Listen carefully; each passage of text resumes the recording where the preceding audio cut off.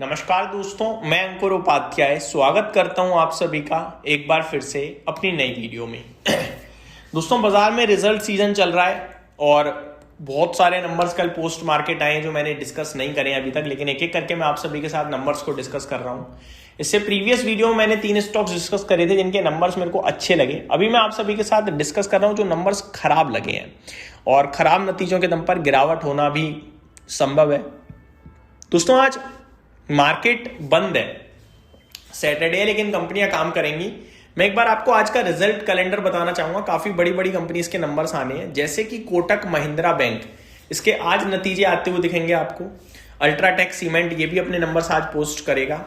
CPCL यानी Chennai petro, ये भी अपने नंबर पोस्ट करेगा। श्याम मेटालिक्स, इसके भी नंबर्स आने हैं। SBFC finance, IFB industries, JTL industries, Vakrangee, 20 microns, ये कुछ बड़े नाम है जो आज अपने नंबर पोस्ट करेंगे। तो इनके रिजल्ट्स भी हमें ध्यान में रखने हैं, जैसे आएंगे मैं आपके साथ टाइमली डिस्कस करूंगा।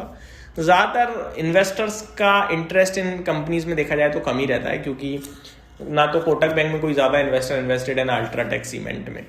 अब बात करते हैं दोस्तों, जो नंबर्स मैं आपके साथ इस वीडियो में डिस्कस करना चाहता हूँ उनके बारे में। पहला नाम है one source speciality chemical. One source speciality chemical के नतीजे आपको दोस्तों अच्छे नहीं लगेंगे कहीं से कहीं तक। नंबर्स की बात करें उससे पहले कंपनी के बारे में देख लें तो incorporated in 2007, one source speciality pharma limited is in the research, development, manufacture and commercialisation of biological drug product in various injectable formats. It also offers end-to-end CDMO service across all phases of clinical and clinical development and commercial supply of biologicals. 16,400 crore का market cap है, 535 के PE पे stock trade कर रहा है, 515 की book value है, 1432 पे ट्रेड करता है। नंबर्स की तरफ चलते हैं डायरेक्टली हम। नंबर्स मजेदार नहीं लग रहे दोस्तों, जैसे कि 393 करोड़ से रेवेन्यू घटकर 290 करोड़ रह गया है साल दर साल। अगर आप क्वार्टर ऑन क्वार्टर देखेंगे तो 376 करोड़ से 290 करोड़ है, तो दोनों ही पैरामीटर्स पे वीक है। अगर मैं ऑपरेटिंग प्रॉफिट की बात करूंगा तो वो तो पूरा ही खत्म हो गया है दोस्तों। जैसे कि साल दर साल देखोगे तो 142 करोड़ से घटकर मात्र 17 करोड़ पे रह गया है, और क्वार्टर ऑन क्वार्टर 106 करोड़ से घटकर केवल 17 करोड़ रह गया है। तो बेहद खराब नंबर्स मानूंगा मैं। ऑपरेटिंग प्रॉफिट मार्जिन पूरे गायब हो गए हैं, 36% के सामने केवल 6% साल दर साल, और 28% से घटकर 6% रह गए हैं क्वार्टर ऑन क्वार्टर। बात करें अगर नेट प्रॉफिट की, तो प्रॉफिट है ही नहीं, लॉस है। ईयर ऑन ईयर बेसिस पे देखोगे तो 69 करोड़ से घाटा बढ़कर 89 करोड़ हो गया है, यानी कि लास्ट ईयर भी सेम क्वार्टर में लॉस ही था, अभी वो लॉस और बढ़ गया है। लेकिन क्वार्टर ऑन क्वार्टर देखोगे आप तो 10 करोड़ के मुनाफे के सामने 89 करोड़ का लॉस है। तो मुनाफे से घाटे में आई है क्वार्टर ऑन क्वार्टर कंपनी। तो बहुत ही ज्यादा वाहियात टाइप नंबर लग रहे हैं, मुझे बिल्कुल पसंद नहीं आ रहे। हाँ, रिजर्व्स कंपनी के पास 6000 करोड़ के समथिंग के हैं, 1300 करोड़ का डेट है, तो लिमिटेड है, मैनेजेबल है। शेयर होल्डिंग पैटर्न में 32% पब्लिक के पास है, उसमें से भी ऑथम इन्वेस्टमेंट के पास 5% है, TIMF होल्डिंग्स के पास 2% है, थिंक इन्वेस्टमेंट पे 1.8%, मुकुल महावीर अग्रवाल जी पे 1% है। ये सारी चीजें अच्छी दिखती हैं, शेयर होल्डिंग पैटर्न वगैरह, लेकिन नंबर्स बहुत ही वीक लगे मुझे। अगले स्टॉक की तरफ बढ़ते हैं दोस्तों। इसका नाम है अर्बन कंपनी। रिसेंटली IPO आया था, दमदार रिस्पॉन्स मिला था, दमदार लिस्टिंग हुई थी।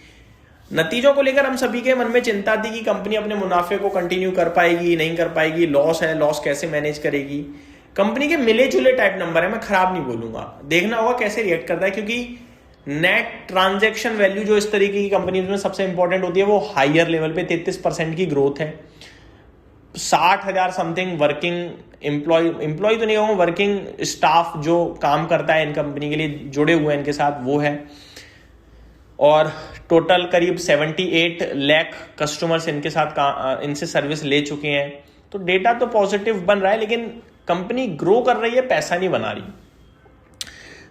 दिसंबर क्वार्टर में अगर आप साल दर साल कंपेयर करेंगे तो रेवेन्यू बढ़कर आया है 33% समथिंग, 288 करोड़ से 383 करोड़ पे।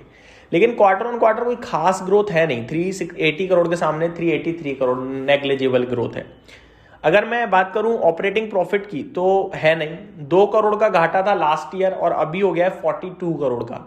वहीं लास्ट क्वार्टर में देखोगे तो 79 करोड़ का था, अभी 42 करोड़ है। ये अच्छी बात है कि घाटा कम घाटे में बदला है।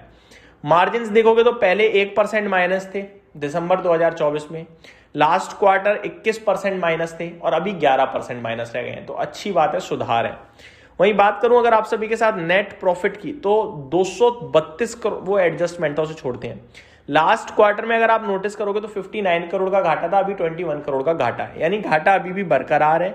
देखने वाली बात यह कि कंपनी आगे को लेकर क्या कहती है।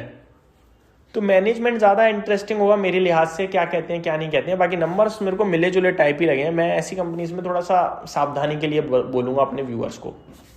ये मेरी तरफ से अपडेट थी। Thank you so much for watching this video. Have a great day guys.